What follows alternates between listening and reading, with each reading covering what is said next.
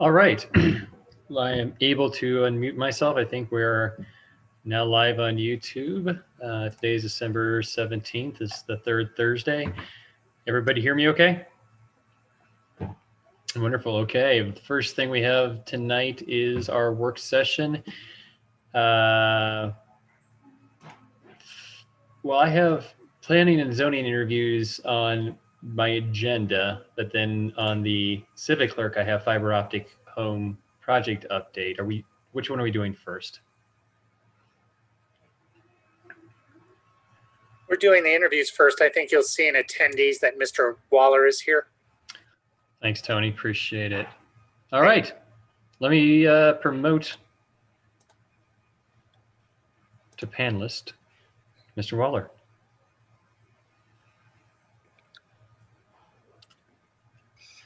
All right. Well, I don't have any questions lined out. I don't know if anybody else did. So this might be more of a free-flowing interview process. I believe we have 15 minutes to set aside for each interview. So I guess just let's launch into it. Pete, would you mind Pete or Peter, and would you mind just introducing yourself and why you are interested in a Planning and Zoning Commission? Yeah, can you guys see me on the screen? I just see my name. We cannot see you, but we can hear you just fine. Okay, there you go. It's all good. Yeah, I've lived in the Valley lived in Glenwood for 20 years. I was a developer contractor for many of those years, and I was a facilities director for Colorado Mountain College. Some of you might know Sean Nesbitt, who took my position. I know he's on the Housing Commission. So I did that for 6 years. And I did several developments here in Glenwood. I've been involved with many, several nonprofits, so involved in the community. Our children were raised here. And so I guess what I'd like to do, I'd like to I don't know, give back to the community in some way. And one thing that I'm pretty familiar with is a lot of land use planning, from having several subdivisions go through, be approved, from being part of housing. One of my projects I did in South Glenwood, Cardiff Mesa, we partnered with RE1, bought 4 of the buildings, and we were one of the first ones to do the 81601 zip code housing thing through them, as well as doing some deed restricted housing on another project I did in Overland Park, down by the bridge. So anyway, I'm very interested in continuing on with watching, and I'll call it a mindful way of looking at the growth of Glenwood going forward.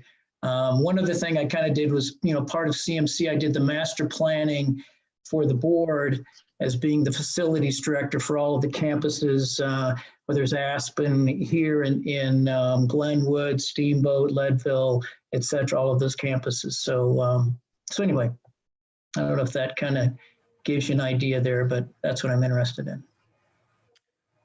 Awesome. I guess I'll just open it up to the floor for people to ask questions. Charlie, go ahead. Pete, I got just 2 or 3 things I'm curious about, so I'm just going to list those, let you talk about them whatever you want to. What's your view on updating the comp plan? What's your view on downtown zoning or changes that try to continue retail uses? And the third one is, what's your view on whether we should be growing as a community, or whether we should, as some people communicate with us, we should be at 0 growth? Did you get all 3 of those? Or I got comp plan, I got growth. What was the first one, Charlie? The other one was downtown, as far as keeping it, try to zone so we can have more retail versus banks and real estate office, and heaven forbid attorney offices and things like that. So my thought with downtown, I like downtown, and I own a building on Colorado, the old Pink Palace. Some of you, I don't know if you remember that name of the Pink Palace, but right across from the museum. which is part of the downtown district, which you don't need parking there, and the house next door to it, you did. It was kind of a contentious development thing that I went through. But I think keeping the downtown unit as a whole, from my perspective, is very good. And I like the walking areas. I like that. I like that sort of thing. So the growth of moving that downtown boundary line, I haven't thought about that. I mean, I know one of the big things that went through for me was parking on that. That you're not required for parking within that zone, but outside of that you are, and that's a contentious area. Let's see, for as far as growth, I guess a word I would use, which is kind of a kick around word a lot, but is a mindful growth. I guess I'm not into sprawl. I think one of the things that's interesting with Glenwood is that it's difficult to grow out. There's not many properties that are left where you can do development. Anything that's left to do is pretty darn complicated. Nothing is easy. From a property perspective, 4 Mile is probably the only place that there could be any growth as a town, with the conservation easement, with the Jackson Ranch, and then just geography everywhere else around. I am in favor of continued growth, and but not in a let's have at it kind of way. I guess I don't know if that answers that question or not. And the other part of that I think that's interesting, and I'll hear it, I know, with my wife, will be tourism, of how much more do you bring in tourism, VRBOs, Airbnb, my neighborhood as well, and there's several VRBOs and that sort of thing, and that's a very interesting topic as well. I think that the council has done some good things of trying to regulate, which is kind of a tough word, I think, to use, but not turning it into for the housing being a free-for-all. I do have a son that's a planner for Garfield County, and so living in Glenwood, for many of us that have kids that have grown up here, it's darn tough. So how do you make the housing work? That's a tough thing. And so Charlie, what was the other? There was one other. Just generally updating the comp plan, I think, was the one thing you didn't. Updating the comp plan. Well, I think, so how often is that done? Every 5 years, maybe? Something like that, as the comp plan is done? And every 10 years? Maybe 10 years. And from my perspective, the comp plan is a guideline to be used as you're doing work, but it's at that time, here's the best knowledge that the people had with what they're doing.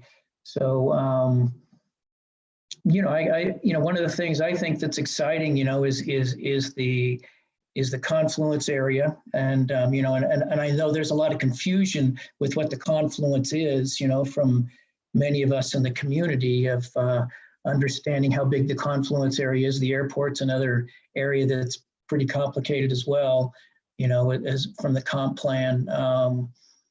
But anyway, from my perspective, that's something also that excites me. And I did master planning with Colorado Mountain College, which was kind of similar. And we would do it. We did there every 5 years was what we would do. And it was interesting how much it would change every 5 years based on the economics and what was going on in the community. So there you go. All right, thanks. We have maybe like 8 minutes left. So I have Shelley, Tony, Ingrid, and then Paula. Go ahead, Shelley. Hi, Pete. Hey, Shelley. Thanks for applying to planning and zoning. I have a couple of questions for you. I'm familiar with the Cardiff Mesa development, and also the development, can't remember what it was called, on Cowden Drive, that had included Overland Park. Overland Park, that included some inclusionary housing, which has now lost its deed restriction. But I guess I had a couple of general questions for you. So just two, and we'll keep it a little bit quick as Jonathan's giving us our timeline. But first of all, what do you think, if you having done some development, what do you think are some unique perspectives and strengths that you can bring to P&Z, having that background? I think the housing, I have knowledge in that, but I think my take on housing is there's not one answer. And I think there's multiple answers. And, for example, when I was with CMC, we purchased some housing in Breckenridge. And so we did that. RE1 did that at that project that we had there. We did some of the deed restricted housing as well. And that's interesting to me, because there's now data on that from how long it's been out there. And there's the conversation of deed restricted versus free market, and the market crashed. And I know that was some of the reason for that deed restricted going away. So I think I bring a perspective on housing. I think another thing that is interesting to me is listening to the public. And one thing of being a developer, you spend a lot of time working with HOAs. We did that South Glenwood project, and we had to work with the HOAs around there. And 4 Mile Ranch, we probably had 5 or 6 meetings, and it was pretty contentious. And how do you listen? How do you have respect when you listen to people? And how do you treat people fairly? Because there's no way you can make everybody happy. So how do you, and you guys know that probably more than anyone, but I think that's something that I can bring. I'm an engineer by education and by some past work that I've done. So taking a data approach to things, which is what I do also like about P&Z, is that it's based on code and it's based on rules and regs for here's how that goes. Okay, and lastly, what do you see as some strengths of Glenwood Springs that are worth us trying to hold on to, either through enhancing our codes or just through administration of our existing comp plan and guidelines? So strengths that we should hold on to. Well, I think that the character of the town is very important. So I think trying to hold on to the character of town and I don't know how many pot shops we have. I know there's a regulation on that, and it's a free market. What do we get known as? I think I have several friends that live in the Front Range, as many people do, and it's still a great place that people love to come to, whether it's hiking, mountain biking, boating, just coming out and enjoying our town, the restaurants and that sort of thing.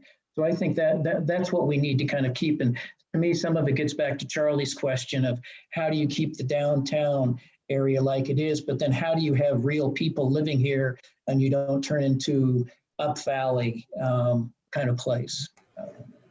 So Okay. that's. Thank you. All right. Let's try to, I think Tony has a question next, but let's try to limit everybody to one question, because we now are down to 4 minutes for Mr. Waller's interview. So I know we all have a lot of great questions. Go ahead, Tony. I'll just be quick. What do you say, Peter, to people who don't want any more growth, don't want more housing, think, we live in a small community and we like it. And like you said, we don't want to be Highlands Ranch, and they want to put the brakes on areas like the Confluence. Thank you. Well, I think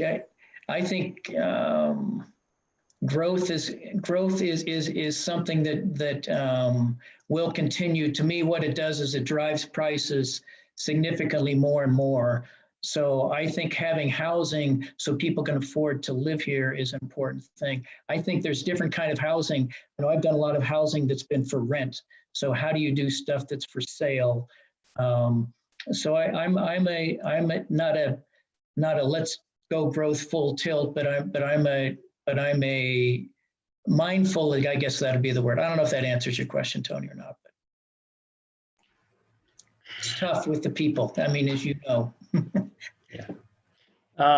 Last question, Paula. Hey, Pete, good to see you. My question really is around development and growth, and the fact that we also kind of run up against a wall in transportation. Now, I know this isn't the Transportation Commission, but how do you see that relationship when we look at the comp plan and planning and zoning and projects that come before us? Well, I think raft is very important. I mean, that's one of the things that I think, and I have not worked up Valley. I did all of my work from Glenwood to Rifle. That's kind of where I did my work. But I know both of my children worked up in Aspen, and taking the Velociraft is an important thing. So I think, how do we move that through? I was in Aspen yesterday, and having the bus lanes, that sort of thing. I think that's an important thing. I hopefully maybe we've learned some stuff from COVID and this sort of interaction now of people working more online. I also come from a background, I worked for Intel Corporation for a number of years. So how do you let technology change maybe hours? And I think there's some different ways to maybe look at it. I don't know if that kind of is a real quick answer or not, all of it. It was. Thank you. All right. Any other questions? All right. Pete, I really appreciate it. Sorry, we only have 15 minutes to get to know you. We have 2 openings and 3 applicants. I'm really glad looking through your application that you applied. And so thank you very much for putting it in. And we really appreciate the time that you took to put it in and took the time this evening. So thank you very much. Okay, no worries. We'll get back to it. Thank you, Pete. Yep. Thanks a lot. All right, let's roll right into, is Joy White next? Oh, somebody already promoted her panelist. All right, Joy, if you want to unmute yourself, I will give you the introduction. We don't have any official questions that we're all reading from, so we're all going to fire you questions. Hi, there you are. If everybody could we'll just do the first round with 1 quick question. If we could keep questions and answers relatively brief, we can probably get more questions and answers in. Go for it. Someone raise their hand. Oh, come on. Go ahead, Ingrid. Yeah. I think my question, hi Joy, and thank you so much. Hello, all. We're so glad to see you.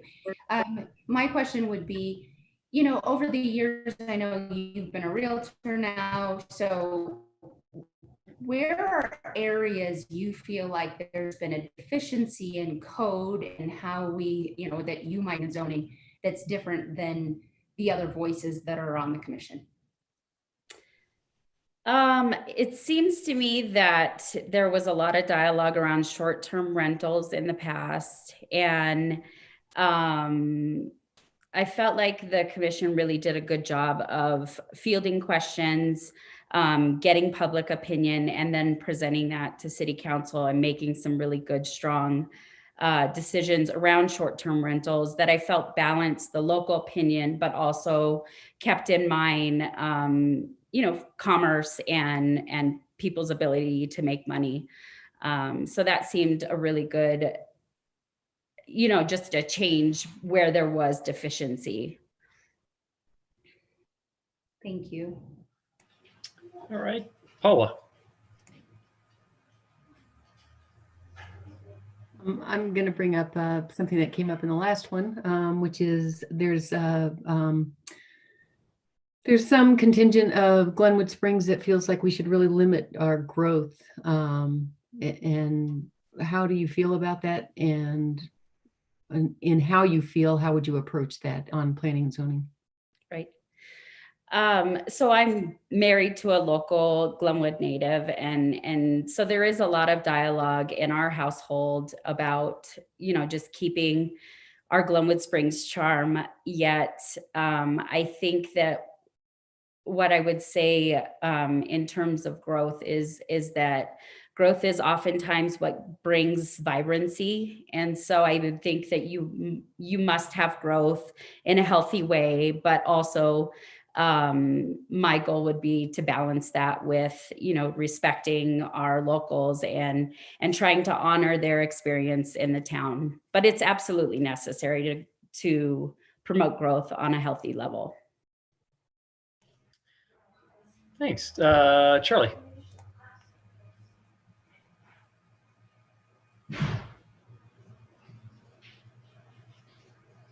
Charlie Willman. There you After go. all the time, I think I know how to mute my. Oh, sorry, Joy. Nice to have you here. I appreciate you being in and applying. One of the questions I had before was, in the downtown area, we have retail. There was a lot of pushback when a local bank took out a lot of local retail and was going to build a bank downtown instead. Do you see a need to change the zoning or the regulations in the core downtown area? That would include Grand Avenue and 6th Street, which would try to maintain small retail spaces, and maybe that mix that in housing or something else like that, rather than allowing for big banks, lawyers' offices, real estate offices, things like that. Ooh, that's a tricky question. I mean, I think on some levels, part of me says commerce is commerce, and you know, if entities have the ability to come in and pay for space, they should be allowed to do so. But of course, that juxtaposed with the fact that we all love our downtown corridor, and it is part of what the tourism is a thing downtown, and it's important. And so I think protecting small businesses allows that environment to thrive.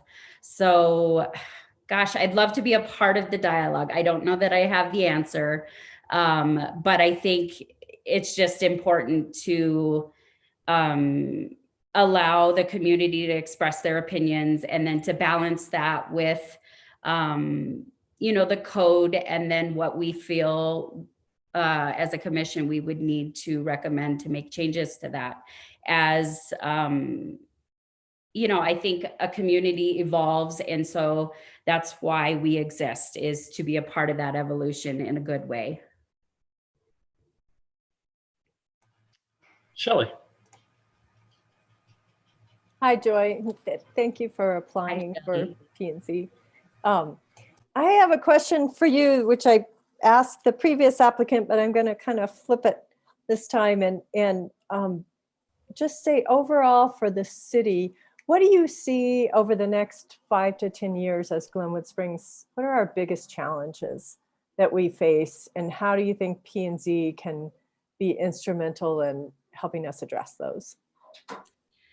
Well, I think, you know, we have some physical challenges around growth that everybody knows about. And so I feel like, and yet we're a very desirable place to live, to visit.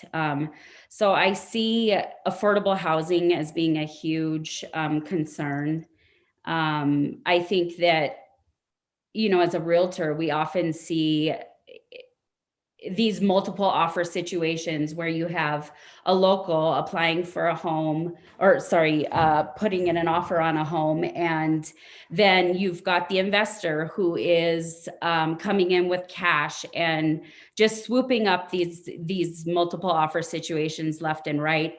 And it is concerning as a local to see people being pushed out of our community. And so I think that with the growth that we have to really make that a priority. So I would like that to be something that we prioritize. How? Joy? How? Oh. Yeah. No, that's my question is that's great. I mean, I appreciate that. But when you're sitting around with your husband talking about all the ways we could fix this topic, what are some of your ideas on how to fix affordable housing? Or do we? Well, I mean, I do know that this is not something new, right? It's like it's something that we've tried through Iron Bridge and other projects, and gosh, I don't know that I have the answer. Again, I just would love to be a part of the dialogue, and I think that having affordable rentals is a beautiful thing, but I think ultimately people do love home ownership. It's a way to help promote people rising above poverty by gaining equity in a home. So I feel like affordable rentals are a great thing. But I also think we need to focus on the home ownership aspect of affordable housing. And I know deed restriction is challenging, but it seems like Aspen, Carbondale, that they've had success with that.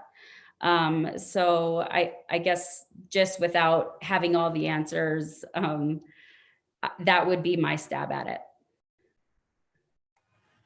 Thanks. Okay. Second round of questioning or follow-up questions. Oh, follow-up. All right, Charlie, go ahead. So a question I asked the last applicant is, you know, the comp plan is, I don't know how long it's been around, but we're thinking about updating it. What do you agree with that? And what do you think is important as we look toward updating the comp plan? How often is that done, Charlie? Do you know? I don't know. Yeah, So you said yes. I think I made that right. So typically it's done every 10 years, and the last time it was updated was 2011. 2011. Okay. So, I mean, once again, I think to keep things fresh and to keep things relevant, I don't ever think it's a bad thing to look at those comp plans and just reassess, make sure we're on track with where we see Glenwood Springs in the future. Yeah, that would be my thought. Ingrid. Oh, good. I get first question and maybe last question. My question for you is, having been on planning and zoning, there's a lot of opposing opinions and personalities, and the goal ultimately is an active and vibrant dialogue that comes up with a really palatable and viable solution to the applications and sometimes the situations. What do you bring to a commission that would kind of set you apart from everyone else? What attributes do you bring? Well, I'd say first off, I have no agendas. Truly, I have been just interested in learning more about land use and community development. So it comes from a sincere interest in it. Though I do sell real estate, it does not, I don't come to this with any sort of interest in that as much as just learning and having a voice. I think that I'm a fabulous listener. And that I think is really, I think the variance process is a beautiful way that the community can come to the commission, feel heard, and that we can take their voice and we can balance it with what the code says and determine whether that's best for our community. And so I have, I feel that I can listen to people. I also can, just make very objective opinions. And I know sometimes the outcomes are not favorable. Where humor is appropriate, then you bring, your own interpersonal skills to try and soften the blow. I guess so maybe not appropriate on the commission. Humor is always appropriate. Appropriate humor is always appropriate. Yes. I have, I guess, one last question, at least on behalf of myself. Another one comes up that's great, but we have, I think, potentials that have been batted around the last couple of years of like things that could remake or reimagine certain areas of the town. West Glenwood Mall, people like, oh, we need another Willits there. 8th Street Crossing Confluence. Oh, it's a downtown West. The potential airport of what that, some people could see there. What is an area, if I didn't mention it, or if one of those areas is one that you see would be the most important thing that you think this community should focus on, and how does that look in your mind? I do think the mall is an important one to tackle because it's a giant amount of space that could be better used. I've always thought CMC should purchase it and build dorms, but that's just my own thought. what other areas? I mean, truthfully, I just feel like there are certain areas of town, that whole Cowden area, that I feel like could be a vibrant area. But definitely the mall. I don't know that I have any other specific areas other than I just love to personally see as a realtor. I love to see people purchasing homes and refurbishing them. It's like the ultimate recycle. It's the ultimate, historic just salute. So I love to see all that kind of stuff going on in our community. Is there any other questions for Joy? All right, seeing none. Joy, thank you very much. Thank you for your application. Thank you for getting to know you. Thank you for the time. Tony, do you have a question for Joy? No, just a question in general. Joy, thank you so much. Appreciate your time. Happy holidays. Thanks, Joy. You Bye-bye. too. You too.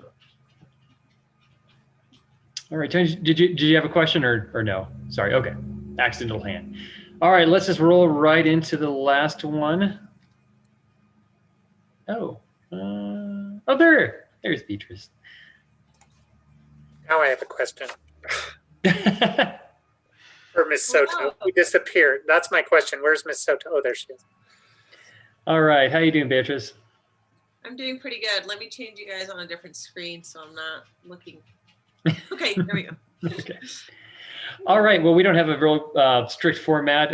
We're just going to do rapid fire questions. We would probably love to have you for more than 15 minutes, but that's what some idiot who did the agenda decided was all anybody got. So Tony, go ahead.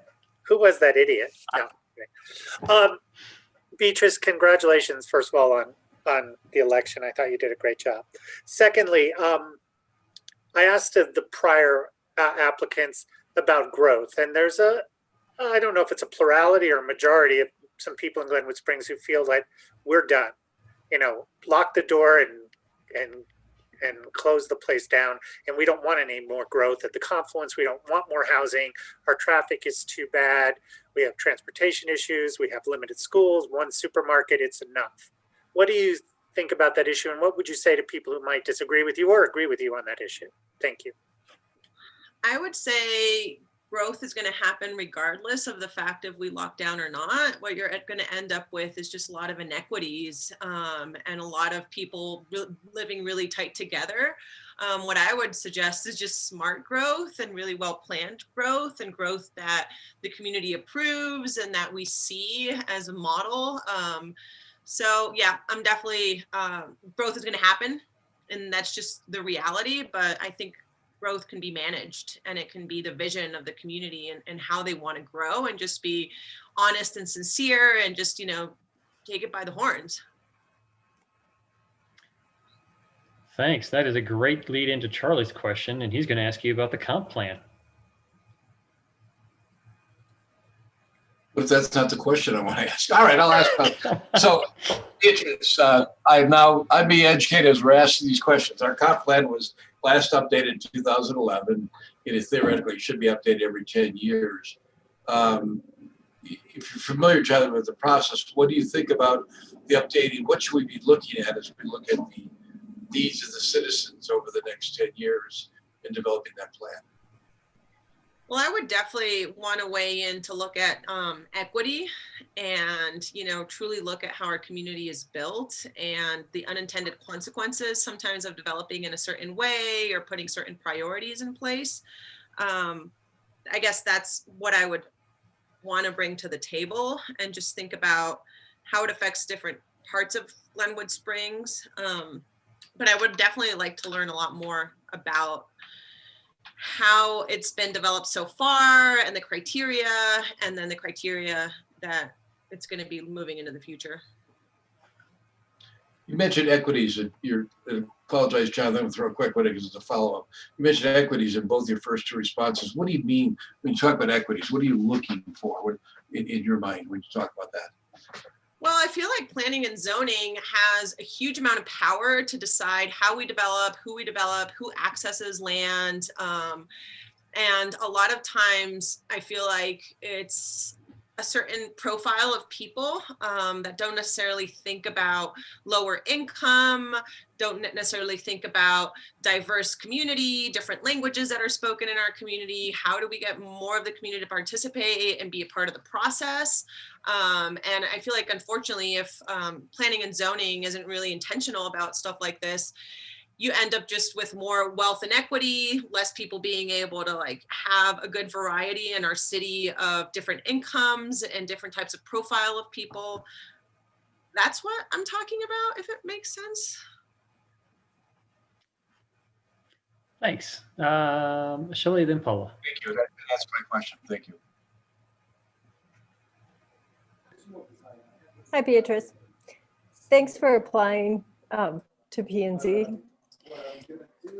Let's see. I have a couple questions I want to ask, so hopefully I'll have time for a follow-up one later. But can you tell us, your background is as an architect? Can you tell us a little bit more about your background and what strengths you want to bring to P&Z? Yes, so I graduated architecture in Chihuahua City in Mexico, and that was in 2004. Since 2004, I have worked in the Roaring Fork Valley for different firms that kind of focus on high performance buildings, environmental friendly design. I am also a LEED certified architect, and there was a lot of planning and transportation background in terms of being really energy efficient and using the less amount of resources possible. So that's my background as an architect. I am currently not working full-time as an architect. I take on little projects here and there, and they're usually affordable housing or attainable housing for the Latinx community. That's how I kind of choose my clients. And currently I'm doing more of community organizing, and I run a program for the Wilderness Workshop that's Defiende Nuestra Tierra around conservation, land management. So that's kind of my background. Great. Thank you. Shelley, go ahead. We have a few minutes if you want to have a follow-up. Do we? Okay. I guess then my next question is, what do you see as the either strengths or challenges to Glenwood in the next, to us as a whole community and our community character, and how do you think P&Z can influence that? So I think, it's really important to keep that kind of small town feeling. And I think it's such, it's an asset that's really much valued by our residents, the people that are attracted to come and visit Glenwood Springs. But at the same time, we have to recognize that we're growing. So I think it has to be a really fine balance of keeping our culture, keeping the sense of how the town feels so it doesn't feel overdeveloped, but at the same time, allow ourselves to grow in a smart way so we can house the people that work here. We can house younger families that keep our community vibrant. So I think it's definitely, juggling and balancing the feel of our community with the potential growth, and also keeping younger generations in our area and our talent as well, because it's not only our workforce, it's the talent of our community that makes it great. So that's where I think it has to be a really fine balance of leveraging all the moving parts, and not saying that's going to be easy, but I really foresee ourselves being very intentional to keep that character, and while still allowing people to live here and our community to grow at a good pace. Great, thanks. All right, Paul and Ingrid.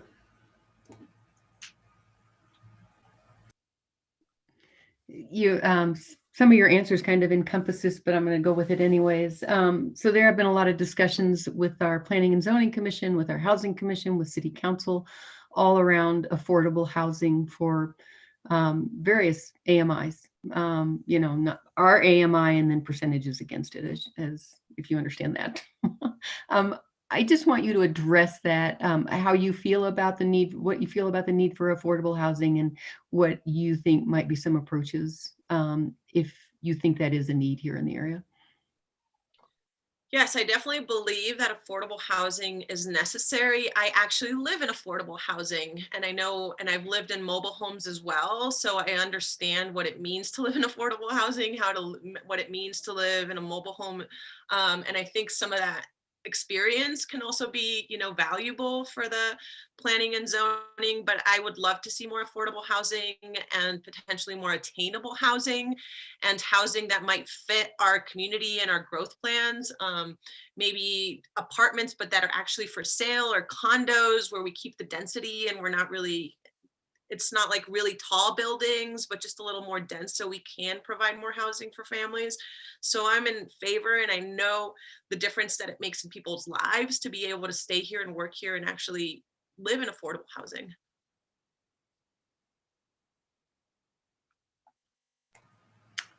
Ingrid, go ahead. Hi, Beatrice. Thank you so much for applying. I think that your land use background brings a lot of value to this board. I asked the previous applicants as well. Ultimately, you know, having been on planning and zoning for a little while, I noticed that there were always opposing views. And those opposing views ultimately were the active dialogue that brings us to the best viable option and or a recommendation that we send to council. What do you bring in a group of people? What differentiates you in keeping an active dialogue, and what do you anticipate that you'll bring to planning and zoning that might be different from the other commissioners that are on it? Well, I really like to build bridges and have dialogues, and that's a lot of the work that I do, and really look at systems and, you know, make recommendations of what's working, what's not working, how can we make them work for more people, not just the few that have crafted these systems and they've benefited from them, but really thinking about what can we do to make sure that we're benefiting more people, we're being more inclusive, and making sure that more voices are being brought to the table. And I understand that not everybody is always going to align with my vision or the values that I bring, but I think by even just having the conversation and sparking those dialogues can make a huge difference. And just having different opinions and points of views and lived experience within our own community, because we don't all experience Glenwood in the same way, and bringing that additional perspective, I think, and even though, again, not everybody has to agree with me, but at least we're having the conversations and we're talking about these issues. So I think that would be my 2 cents to that. Then I'm going to ask one other question as well, and that is that these are alternate positions that we have available, and it's my understanding that there may be some permanent commission positions available in February. Do you have, you know, because an alternate allows you some flexibility on time commitment. Are you in a position to commit full-time in the event that long-term position came up? Yes, actually, before I decided to run for county commissioner, I had already had planning and zoning for Glenwood Springs and housing in the back of my head. I just never filled out the paperwork. So I am committed, and unless I move, I am trying to buy a home, and I might not be able to afford it in Glenwood Springs. So unless that were to happen, I'm absolutely committed to supporting our county, our city and our governance and planning and zoning as well. Perfect. Thank you. I appreciate your time today. Thank you. Thanks, Beatrice. I just have a question I asked the other applicants. You know, we have certain areas of the community that have, you know, maybe potential, maybe we shouldn't touch with a 10-foot pole, but when we look at the airport property, Confluence 8th Street, the mall property in the meadow behind the mall, you know, some people envision like a west downtown with the Confluence. Some people envision a Willits type area. You know, it doesn't have to be one of those 3 areas, but what do you see as a great opportunity that's kind of there in the next 3 to 5 years for Glenwood Springs that we should take advantage of, and how? So a model that I really like is, for example, the 3rd Street Center in Carbondale, and how they used an existing building and gave it a completely different life. But it's not just a building, it's like a place where community gathers, and a lot of the community visioning and the thinkers and come to a place where they can share meeting rooms, and they can share a bigger spaces to have events. And I think it's such an important part for Glenwood Springs to build community amongst the people that live here. And so we're not just a bedroom community, but how are we housing nonprofits? How are we housing, incubators of thinkers and opportunities like that? So I really like that model. And just how do we be very intentional when we use a piece of land to continue to grow our relationships amongst ourselves and to build a stronger, more resilient community in the spaces where we all feel like it belongs to us as citizens of Glenwood Springs. So I would love to see that and have uses that really help us just be stronger and better and come together. And I feel like Glenwood is kind of missing that space. I mean, I go to the rec center in certain areas, but there's just not that hub for gathering and thinking and coming together in such a way that it's just like your daily life and you just get used to it. So I would much love to see something like that in Glenwood. And I think it would really benefit all of us. So many other questions for Beatrice. All right, Beatrice, as Ingrid said, thank you very much for taking the time tonight. Thank you for filling out application, applying, sitting through this process. Thank you as well for the tireless work you put into campaign to better the county as well. So I appreciate it, and we'll get back to us. Don't call us, we'll call you, I guess. Thank you. Thanks, everyone. Have a great holiday season. Thank you. You too, Beatrice. Bye. All right. Next, let's roll right into it. Does anybody need to take a break? Good. Broadband update, fiber optic, excuse me. Jonathan, can I ask, are we voting on this tonight? I didn't know if I saw it on the agenda or. No, I believe this is just a work session. I don't believe we have anything on the agenda that we have to consider, do we? Did Shelley mean I are thought we going to vote on attendees? I mean, to P&Z people. P&Z. Yeah. Oh. I don't know if I saw that on the agenda. Just. Yeah, I think it's on the agenda. No, it's not. Deborah? I don't believe it is. We'll add it to the next one. Perfect. Thank you. I think it's too late to add it now. May I Might ask be. a quick question? And I don't know if it would come up more appropriately at the next one, but is it possible, as we're kind of processing in the three applicants, is it possible to have 3 alternates, or do we really need to eliminate one? I think the code allows 3. And there is going to be a vacancy in a month. 2 months. Yeah. Okay, perfect. Thank you. And I guess, Deborah, this might be a Carl question, but if there is going to be a vacancy, I believe Catherine Grosskopf's term's over February. Is it possible to appoint somebody for that future vacancy? Oh, hello, Carl Hanlon, our city attorney.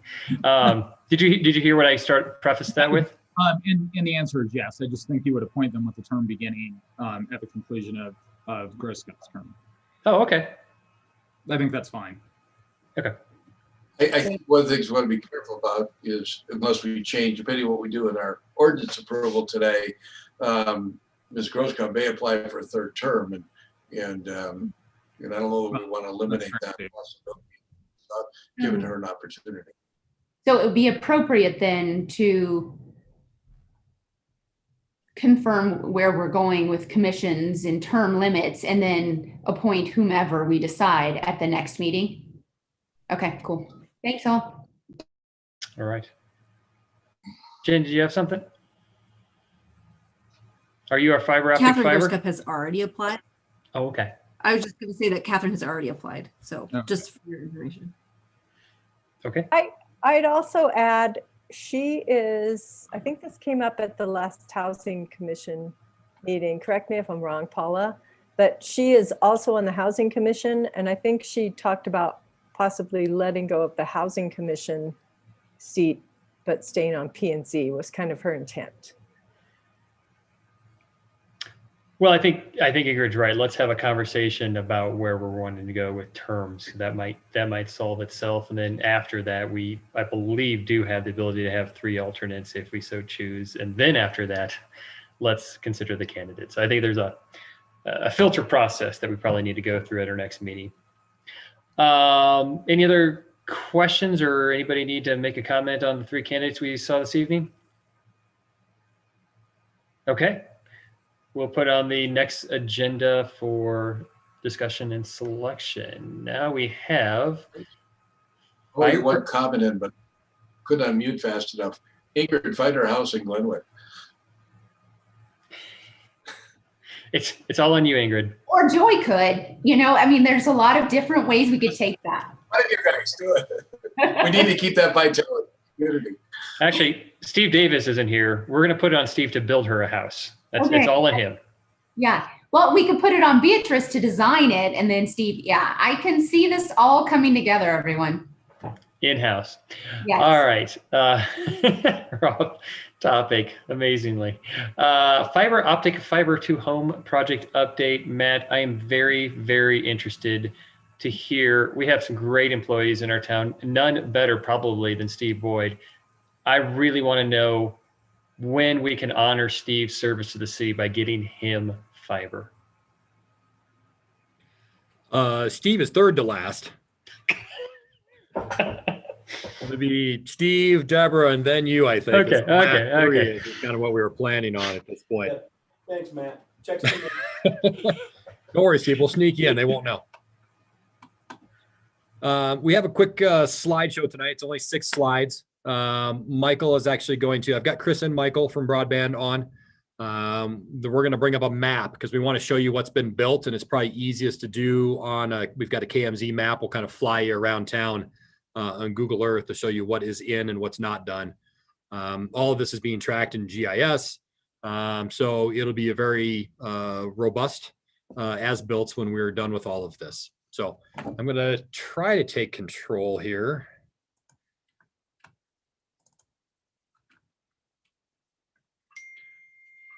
And turn my phone off at the same time. Can everybody see the slideshow? At the beginning page there? Yes. Okay. I've never gotten it to actually go to slideshow mode, so I'm just going to flip through these things this way. So obviously community broadband network, CBN, city council status update for today. Current activities, fiber to home construction. We have had Lightworks working on this project for, I think, 5 months now, Michael, 5-6 months now. We have done 2 different purchases of cable materials. You guys have been approving those as they come through. Right now we have all of the cable that we need for the entire city purchased. Some of it has not been delivered as of yet, but it is on its way. Michael's working on another small order through Graybar right now for all the small parts and pieces. You'd be amazed how many small parts and pieces there are for such a construction project. And we'll show you the map of where everything has been installed at this point. Core network upgrades, core infrastructure, and the kind of the Denver hardware conversation I was going to throw to Michael, and he can just kind of give you a quick brief overview of where we're at with those. I think y'all can hear me now. So yeah, for the fiber to the home project, we've had to kind of redesign and recreate a lot of our service delivery networks. Prior to the inception of this project, we had purchased equipment to upgrade our core infrastructure regardless. So we already kind of had some equipment, but we're redesigning and recreating the service delivery networks, like the logical systems that exist on the hardware to make it all actually work. And then in conjunction, we've taken advantage of kind of an opportunity that's presented itself in this, a couple lines down the Denver hardware middle mile upgrade stuff. Given our participation in the Thor project, we had an opportunity to put some equipment in Denver to connect back to Glenwood Springs and position us to deliver services to kind of a wider region than just in Glenwood Springs. And this is not like a fiber to the home service. This is like an enterprise bandwidth kind of wholesale type of thing. But with that opportunity and with the hardware that we're kind of acquiring and putting in place for all of this, it benefits our fiber to the home project in that we have a much more robust uplink to the wider internet. So it is kind of helping our own purposes as well as, the regions. And then with all that equipment comes kind of a redesign of the middle mile, quote unquote, middle mile network we're building. So it's the equipment we acquired for the core upgrade has gone through several revisions of logical system design to get where we are today. If that makes any sense at all. We'll get into it towards the end. We'll get into a little bit more of the parts and pieces. Chris is working on the ERP. I know you guys have heard the terms ERP for the last, 3-4 years. Steve and Yvette are pushing through their ERP. This system itself has its own ERP, basically. It's financing, it's a portal, it's all kinds of parts and pieces that come together to basically allow a customer to go on, choose what product they want from us, set up their own billing, see their bills, those kinds of fun things, which we'll go in a little more detail later. But the ERP in pass-through provisioning right now is part of the process. Office and staffing. We've had an office over on 8th and Colorado for a few months now.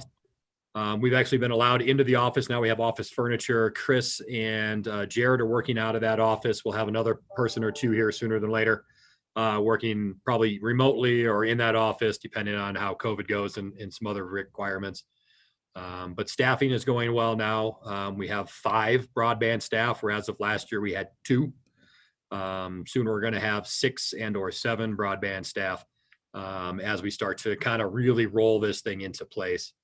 And we put this other Eagle FTT fiber to home project on here also. Eagle is, we've been working with Eagle for a year now. Basically, they have the same fiber to home project in mind. They're working on financing, and we're probably going to be involved in that depending on how it all winds up.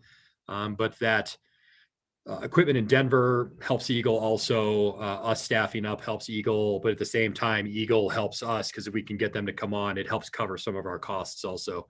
Makes this project even more viable than it is on a standalone project. So I'll go through these real quick, but Michael will bring up the map here in a minute. I'll give him control of the screen. Currently construction areas are Cedar Crest, Mountain Shadows, Gamba, downtown west side, kind of from 7th Street down to I think 14th-ish. Park West, obviously that's why we want to get it over to Steve, the Cooper area, downtown core, and downtown east. So the fastest places we could put things in were overhead. Electric was spectacular before Lightworks even showed up. They went out with a combined effort from our consultants and the electric department and basically made ready every pole that we could possibly get to in town, which means removing, in some cases, poles, making them taller, relocating items on the poles, putting new hangers on the poles, so that when Lightworks came in, they're basically just doing ties and putting cable up. Can't thank Doug and the electric department enough for that. They really spent quite a bit of time on that. And they do it so that broadband can be successful and their own enterprise fund. I'm going to stop sharing. Michael, you ready? Yeah, let me bring up the map here.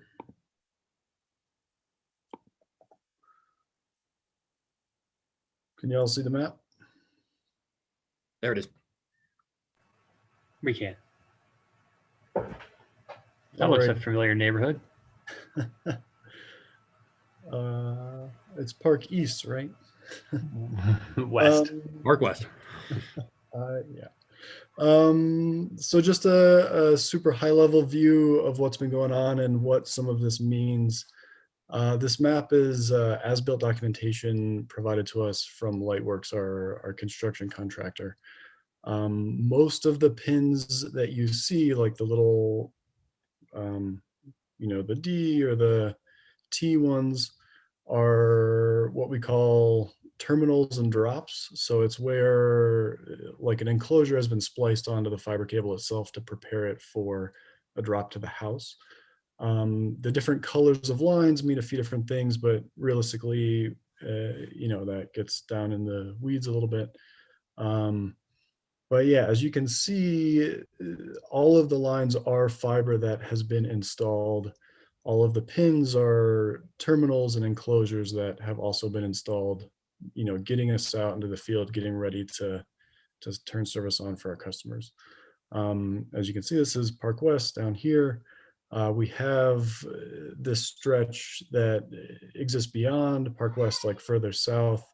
This feeds our fiber cabinet, which is where this neighborhood is actually served from. So this neighborhood will be served from a cabinet located a bit south on Midland from it. And yeah, I'm just going to kind of go through to give you a high level overview of what has been installed and pulled in. Most of this, well, virtually all of this has been installed over existing electric pathways. So this blue line here, these pins are electric manholes or electric vaults. So we've kind of entered in and out of electric system vaults and conduits and followed, the pathways around town.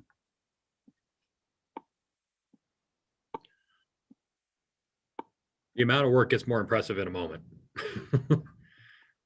For better lack of terminology, this is kind of the 144 count that goes to the south end of town, isn't it, Michael? Yeah, that blue line is the 144 count cable that comes from City Hall all the way down south to that cabinet a bit south of Park West. And each one of those fibers can be split, what, 12 or 16 ways? 32. Oh, it's 32. I mean, the technical specification is 64, but we're sticking with 32 ways. So that one cable, just so everybody has an idea, is 4,600 connections. Capable. Up to. We're not, we don't have that many homes here, give or take. So yeah, as you can see in downtown West and East and the Cooper service areas, all of our fiber is installed.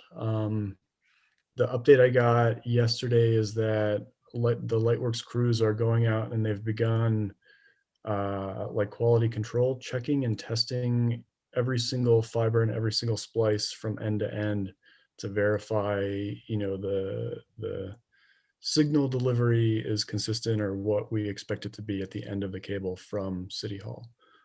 This is, in our eyes, kind of a large milestone in terms of where the project is and where we're heading. There are some of the things we are still working on. Is there is a cabinet being installed kind of around 8th Street Blake area in downtown.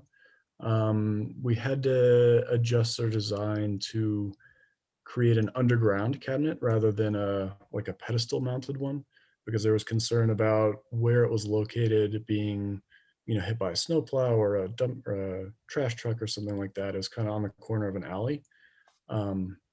So it's getting that material in and getting it installed is, it's a little later than we would have liked, but it's happening. I think it's scheduled for the 30th. But beyond that, all these 8-port kind of items you see are all terminals that are spliced together and ready to be, from that terminal is the cable that goes and lands on the house. And, that is the cable that delivers the service to the house. And then if we go over here, what was it? Prior to the Lightworks, bringing Lightworks on, we had a need to get some fiber out to the CDOT property over here to meet up with the I-70 corridor CDOT fiber for a Thor project. Because we had a feeling our fiber to the home project was moving forward, we pulled in a 144 count cable from City Hall up along Midland here and then crossed I don't know the right name of it, this bridge here, and ultimately left that cable sitting in a manhole vault or a manhole right where this light blue line ends.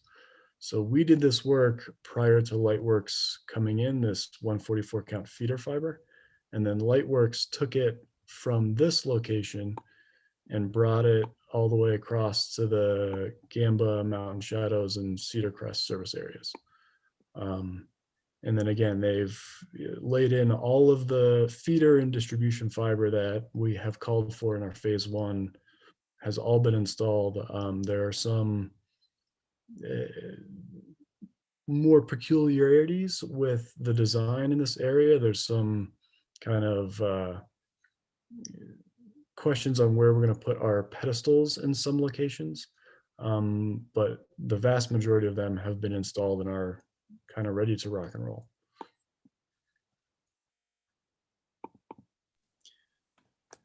So as you can kind of see, for Ingrid, kind of, that wasn't here when we did this originally. This is phase one. This is what we talked about. There was 5 phases in town originally. Basically, we were trying to cover almost kind of every situation that Lightworks could run into: overhead, underground, overriding the electric, new builds, which is Cedar Crest. You can see that's all pulled in at this point. Gould did a great job of putting the conduit in the ground. They even put pull strings in for us, so it was ready to go for the whole entire situation. So this was basically what phase one was originally planned to be. And we've kind of hit all of, I think we've hit all the snags. I won't say that, that'll curse us. We've hit a lot of the snags that we thought we would run into. Lightworks has gotten really good at working on our system. They've been really good about hanging wire and working in manholes. They've done great with traffic control. They've been really good with working with engineering on where they're at, what they're going to disrupt that day, and trying to coordinate around other projects that are happening at the same time. So basically, they've kind of got, I call it phase one, complete at this point. Thank you for bringing that up. That's kind of the overview of what the plan was at that moment. And I'm glad you explained the connection point, because we're not connecting from City Hall over to Donegan, and it probably was a good point to bring up. We already did that line last year. So questions on the map before I move into next things? I know you want a date. That's on the next one. No? No questions. No questions. I do All have, right. wait, I do have a question. Okay.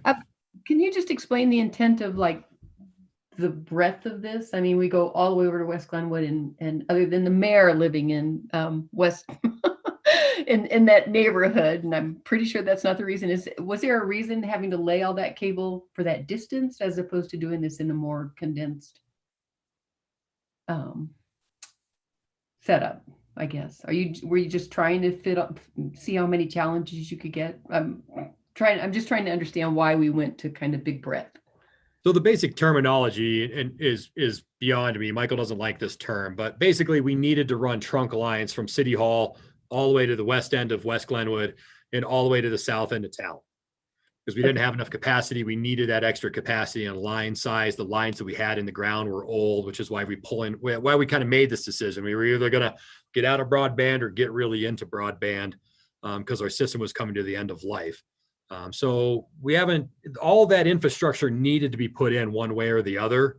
When we were looking at it as a 5-year build out, we kind of wanted to really kind of see how well it was going to be for a 144 cable to override basically all of our electrical system. It caused complications, but they got it done. They did a good job. They had to dig some things up. They had to do some things to make it work. But basically what they did, if they've created that infrastructure that we need to build everything else out around it. Okay. And why we hit Park West was kind of it exists. It's a newer subdivision, we'll call it. We knew we had to do some borings to get across streets. So there was like 4 or 5 different little pieces that were its own unique situation. So we kind of, I'll call it randomly, but we kind of randomly said, hey, this is one situation we're going to run into for the next 5 years. Let's figure out how all these situations go together so phases 2 through 5 can go smoother. Since we've decided to kind of do this all at one time at this point, we're trying to finish phase 1, get everything up and running, which will be the next kind of slide. So that we can start basically just adding on and either heading south or heading north or whatever it is, and just expand this whole entire thing out to cover everybody with no real phasing associated with it. We want to put as much in as we can adjacent to as many pass-bys as we can quickly, so that we're generating income as quickly as humanly possible. So that will be part of the equation of kind of where do we go next. Which is fair and not fair at the same time. Yeah. So those next phases in Matt will be a little shorter time span because we've kind of got this huge breadth done now, and now we're kind of just connecting from spots. Is that basically what you're saying? Well, I don't know if there'll be a shorter time spans. I think our intent is to have as much in by the end of 2021 as humanly possible and have as many people turned up. Will it float into 2022? Who knows? Whether another pandemic, can't get cable or connections, who knows? All of that has been problematic to us up to this point, which is why we didn't turn Jonathan up in November, because we couldn't get cable. We couldn't get connectors. We couldn't get anything. Which is what we're seeing globally. We're working on lift stations. We can't get valves for 30 weeks. So, okay. But, yeah. Michael, Go you ahead, want to Ingrid. unshare? And Matt, I think there might have been an oversight in that Greenway Drive didn't get included in this first phase. And actually, it's a serious question in that, Sunny Acres and Greenway, and then a lot of those higher density properties, just like Sunset Ridge, Orchard Townhomes, Apple Glen on the south side of Donegan, it would seem like the density and concentration of new accounts would be high if you included those. What was the rationale and not? Well, high density areas are a little more complicated than just hooking up a house. Okay. Because you have to have access permission, you have to get to the mechanical room if it's an apartment building, all those fun things. So yes, we'd love to be into all of these high density units as quickly as possible. Like we're in Six Canyons. When they were building it, we were there. Yep. We've hooked them up. I think we have customers there at this point. So any new builds that are coming in, we're working with Bell Rippey, we're working with the lofts to try to make it easier, but trying to hook up a high density residential unit is complicated. It's a little more time consuming versus just going by 15 houses and throwing cables out to them and going. Sure. Or like when you were doing the whole Cedar Crest subdivision, just incorporating, and that makes total logical sense. So thank you. I appreciate that clarity on that. Yeah. But my house, just so you know, or we'd love to see it on Greenway.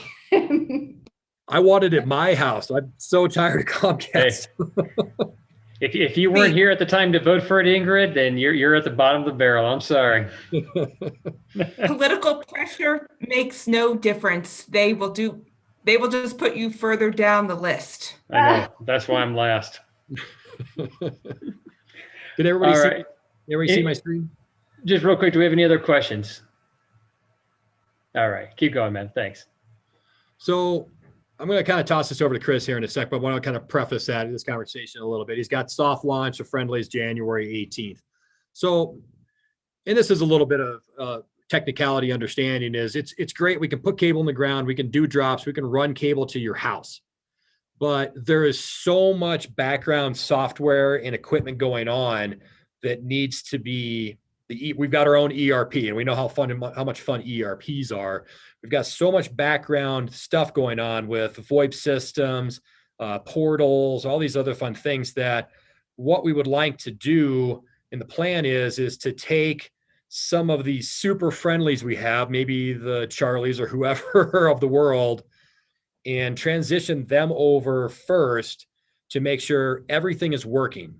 Because it's not just internet showing up at your house. Everything is connected into that we're doing right now. And Chris gonna kind of explain how Great Lakes software is functioning and how everything's gonna go together, maybe in 4 or 5 minutes. So that you have some kind of background idea of it's not just putting cable in the ground, it's all the back end equipment and software that has to be up and running 100% correctly the first time we really start turning up people on a high rate. Chris, you want to talk about this slide? Sure. So with our ERP software, Great Lakes Data Systems, there's really 3 sort of major areas that we're working on, technical, operational, and customer experience. And those things really need to come together all at the same time when we're ready to start this soft launch. So for example, in the technical side of things, we need our infrastructure in place that we can actually go out and talk to this gear out in the field. So as an analogy, I'm not sure how well it'll work here, but if you could imagine Munis connected out into our city infrastructure where it's turning things on and off, that is what's going to be happening in Great Lakes. We'll be able to turn equipment up and down. We'll be able to do troubleshooting. We'll be able to understand what's going on with the equipment. So we need that piece up and running. The operational piece, we need to make sure we've got our processes in place to be able to bill, to set up work orders, to go through the process, cash management, all of the things associated with running an enterprise. And then the third one is really about the customer experience. And that's one that I want to make sure we take great care in managing, because frankly, the city has done a tremendous job in building value with the goodwill of the good job that's been done with community broadband to date. So we want to make sure we leverage off of that. So when we talk about friendlies, it's really about, they're going to go to our portal. So we have a couple portals that our customers will be using. One of them will allow them to choose different packages of service that they're interested in and set that piece up. And then once they're a subscriber, then they can go into My Broadband Account, which is another portal. They can manage their account, change their emails, set up automatic billing and those things. And in the background to that, as we go through this soft launch, I'm building use cases. For example, we'll want to send somebody a bill. We'll want to make sure the email on that bill is right and the values and all of the different services that we're offering are listed properly. Then we're going to want to turn that friendly customer off and have them choose a different level and speed of service and go through those exercises to really go through those use cases to make sure we understand the things that need to happen and correct anything that may have been overlooked in the process. So that's really going to start in January. And I would say we have, obviously significant interest and demand in what we're doing. And we, from my perspective a bit, I just want to make sure we are balancing getting our systems up as quickly as possible, but not getting so far over our skis. We've got people that we've committed to do business with and we're unable to perform. So that's that soft launch process to let us work through all of those exercises to make sure we're all in concert together. Does that make sense? I hope I'm making sense there. Yeah, it's we want to be better than anybody else out there. So we don't want to turn it on too soon that people have problems and become frustrated with us because they want a gig, but they only wanted 100 meg. So we want them to be able to choose that. We want that functionality to occur properly. We want their bills to show up at their door properly. We want every part and piece of this to happen properly before all of a sudden there's 3,000 people we're trying to deal with and it's not functioning properly. So it'll be a little bit of a restaurant soft start so that we can test everything and make sure that it's functioning exactly as we anticipate it to do, because it won't. Just like Munis, you turn it on and they sell you everything and it doesn't function exactly the way you want it to. So we're going to try to get to the point where we feel comfortable that we can provide the customer service that we always have and we will continue to do. But I think it's pretty cool that we will have the functionality that you won't even have to call customer service. You can go onto your portal, just like you would do with Comcast or Black Hills or whatever. Change your service, change your mailing address, change your email. All those fun things will happen basically automatically. And if something goes wrong or you don't see a function you want, then you can make a call to customer service and they can deal with whatever the issue is at that point. But we'll be able to troubleshoot a lot of things going on with people. Like, hey, you forgot to plug your modem in. I can't even talk to the thing. So let's get some power to that or whatever it is. We'll be able to do it remotely, which is a big bonus for us and helps with staff time for sure. And from a customer care perspective, we can't afford to stumble out of the gate. We are a competitive business. We are competing against other internet providers. And what we do all along the way has got to be top shelf. And that's the way that we're going to pull this thing off. So January 18th is soft start. Depending on how well that goes, we will come back to you as soon as possible after January 18th and let you know that when we're going to really start taking new customers in the door. And Jonathan, you don't have to be last. I'm just kidding with you. You know that. But I want to make sure that when we turn Jonathan on, that everything works just the way he wants it to, so we don't have any hiccups. Next slide is just offices and staffing. We do have the office over at 804. We will have a customer service counter there. We have all of our security systems in place, signage on the building, staffing up in progress. So we're really starting to roll up to get this thing going and starting to sell more services off of it. And Matt, we're just leasing that office space until such time the electric department gets up and going. Is that correct? The general intention at this point, and Michael can kind of jump in on this, is to make sure to move, call it the customer service situation out to the new electric building. There'll be a front desk, there'll be a receptionist there. That's something that could help for electric and potentially broadband. The whole upstairs of the middle of the building is being built out for broadband right now, which is just offices and storage space basically at this point. We've accounted for some vehicles out there, for staffing out there, those kinds of things. So yes. And then this is kind of the last slide. You want to go over this one, Michael? Yeah, I would be happy to. A little more in depth on what infrastructure is required to make some of the fiber work. We talked about the physical cable out in the field. That was that map. The back end ERP system. Well, it's both back and front end, right? It's how our customers kind of experience us for the most part. But then our core infrastructure and the changes we've been doing to make all of these pieces kind of come together and actually work. And I'll just kind of go through this list. I started in the wrong place, I suppose. We are a member of Project Thor, which is the Northwest Colorado Council of Governments kind of middle mile broadband initiative.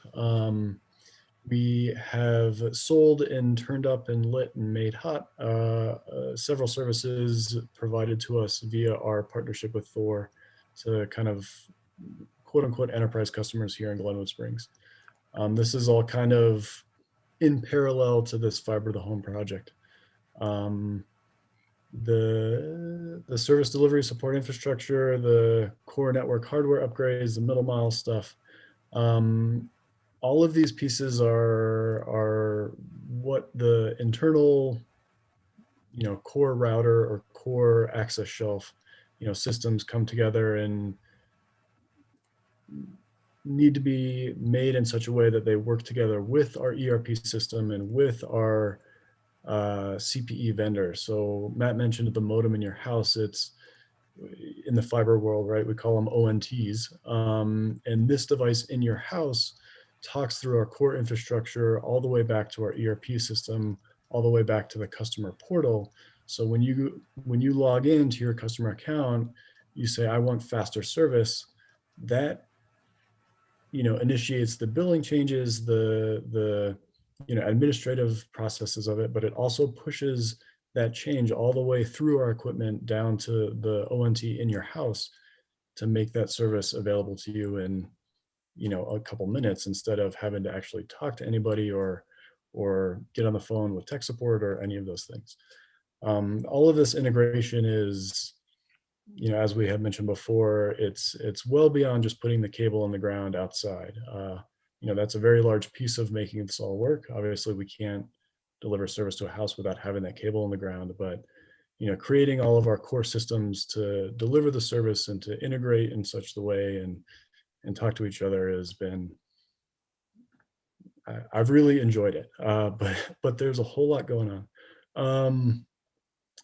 And then, adding in the couple other opportunities we've kind of taken a hold of. The middle mile opportunity I mentioned before, it's kind of adjusted how our upstream networks will communicate with our fiber to the home project and how we kind of can facilitate broader regional access to competitively priced wholesale bandwidth to whoever is connected to Project Thor, more or less.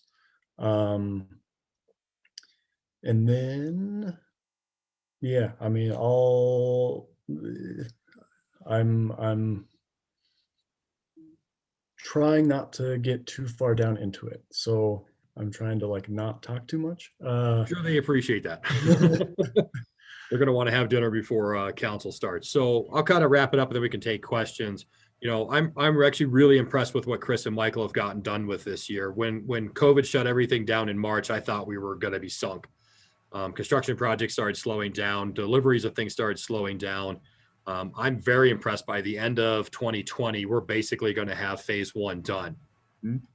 Wasn't sure that was going to happen, to be honest with you, when we started having conversations with cable delivery people and where parts were and why things weren't on the delivery when they were supposed to be. So I'm really happy where we're at. Thank goodness for Chris. He's been really helping Michael out with this whole entire project with the ERP and the Great Lakes stuff. So, you know, great team at this point.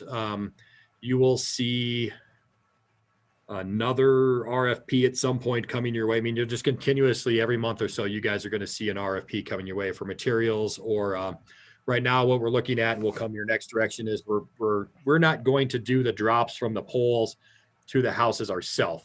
You know, that will be a secondary contractor. We're working through the RFP process with a couple of them right now.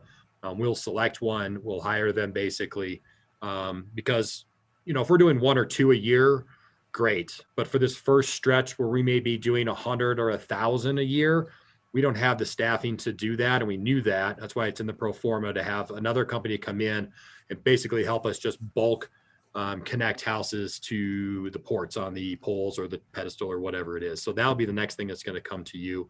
Once we kind of get that sorted out, we've been negotiating a little bit with a couple of companies on those. So getting really, really close to turning people up. Like I said, and I apologize, we don't want to turn anybody up too soon. We want to make sure the system functions and works. And that's where our success is going to be is in being reliable. So bear with us just a little bit longer, please. And I would just add to that, Matt, that this is different than anything else we do, as Matt keeps reminding me when I'm like, but it's different. So, you know, have patience. I think it's really wonderful that we're doing this. And thank you, Matt. Thank you, Michael. Thank you, everybody on your team. And one day we will all get it. Looks like we have a couple questions before we let folks go. Shelley and Paula. I don't know if I really have a question. I just have comments. I want to say thank you very much to Matt and the whole team working on this. Really appreciate it. You guys make great progress this year. And I can say the comments I get from the community, people are really excited about this. They're looking for better options in their internet service.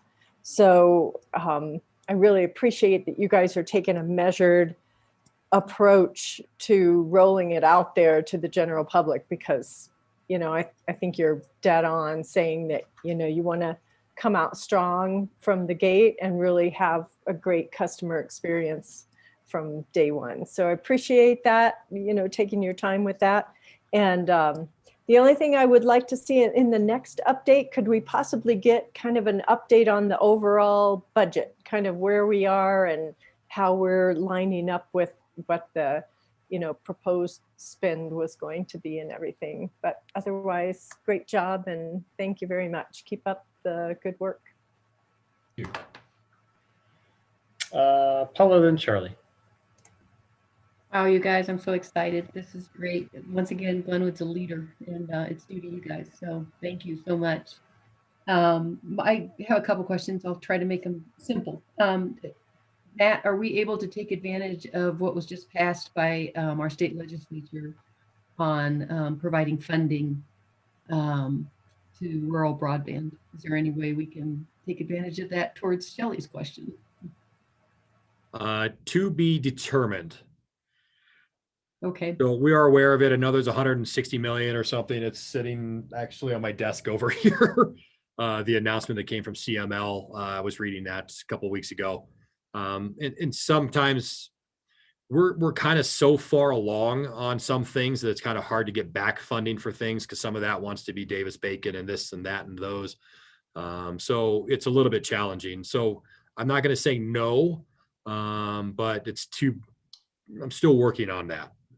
Broadband is a really tricky little creature to get funding for, especially when you're not an underserved community. And we are not an underserved community. We have CenturyLink, we have Comcast, you know.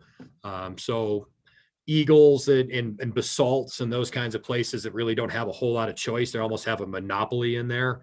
They're a little bit easier to get funding for. So, but we're not counting it out. We've seen several things come across the boards, I'd say in the last year. And we've had Ashley kind of dive into all of those, and we've dove into those to see if we can make them happen. And in some cases they're like, yes, but you have to take 4 steps back and then go through the process. We're like, well, we're not doing that.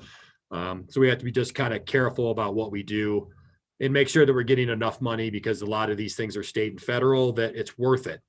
You know, getting a federal grant, you almost have to get $500,000 just to pay for it, through the process you have to go through with all the regulations associated with it. So I'm not going to say no, but we'll figure it out. We're reaching out for whatever we can for funding for sure. Okay. And on that note, I had brought this up, I think, last council meeting on, does it help to have a coordinated outreach to our school system, providing kids who are from lower income families, making sure they have internet in town and that type of stuff? Is that being addressed, and how is it being addressed, and would some of that funding help there?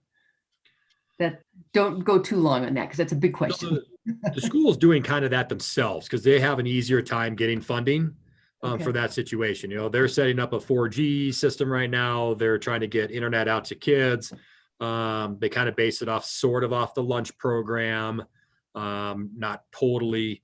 But they're kind of doing that themselves, and we're working with them because they're not using as much broadband as they normally would. So we're not really changing their fees. They're just kind of running their system off of it. But in the future, I think that there will be some consideration, and Michael and I have talked about this quite a bit actually, that once we get up and running, we kind of know we're sustainable, that there could be a really opportunity there for potentially a reduced fee for a family that needs it. Trying to figure out what family needs it and how you define that is an interesting thing. But there is some consideration for that. But we are working with the school district right now. They've got funding that they've gotten from the state to get internet to those lower served communities. And we're working with them on that. Okay. And then on that, this is my last question, I promise. So there are perimeters to our town, obviously, West Glenwood. I was looking at the map previously and noticing 3 Mile and areas like that. Will our broadband eventually be available to those areas outside of our city limits? Carl?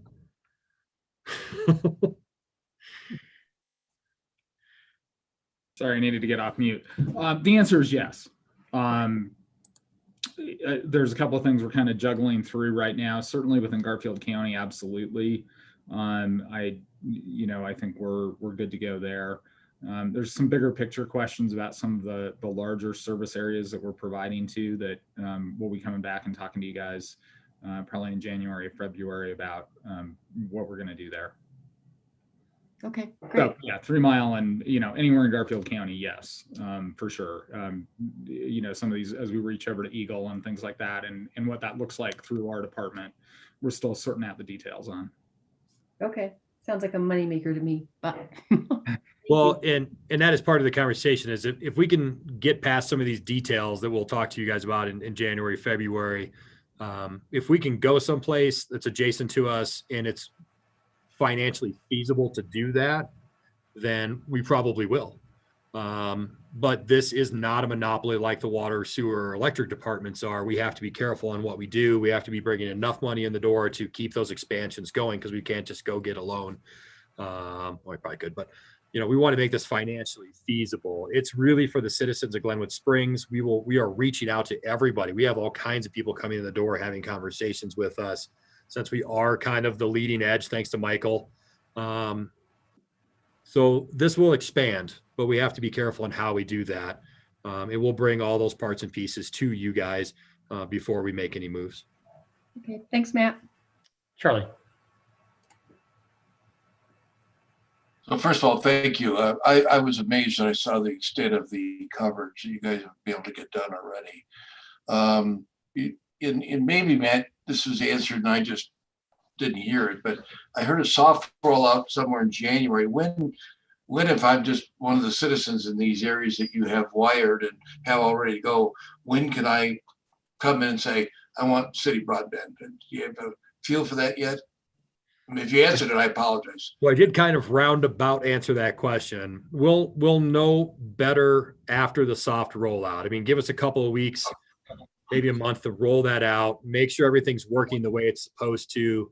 We'll get this fiber drop company on board so that when we're ready to go, we know all the parts and pieces, software wise and connections wise work, and that we have the contractor on board to be able to start doing those drops. You know, because we'll see a couple here and there probably off the beginning, but we may hit a month where we have 100 of them.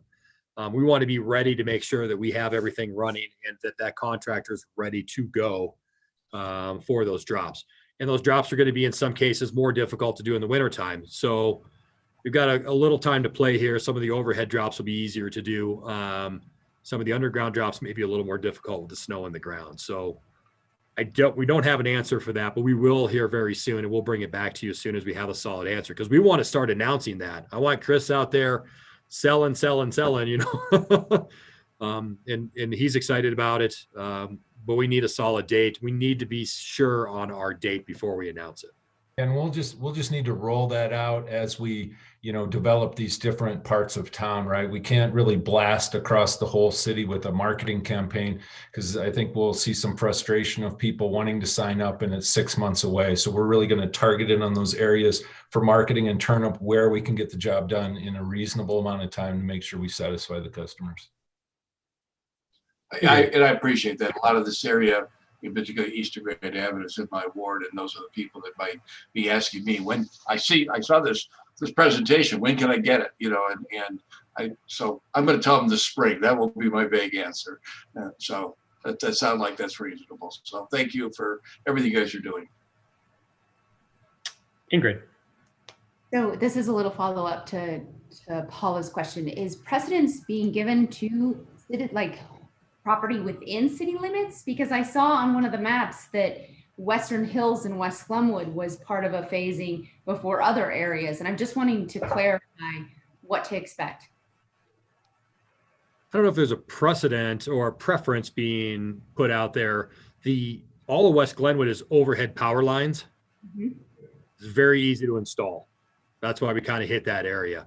No, yeah. It's not in city limits, but it's basically in the city area. Oh, yeah. Totally agree. You know, so they're all overhead power lines. So it didn't make any sense to get over there and just do some of it. It made sense to get over there and just do all of it.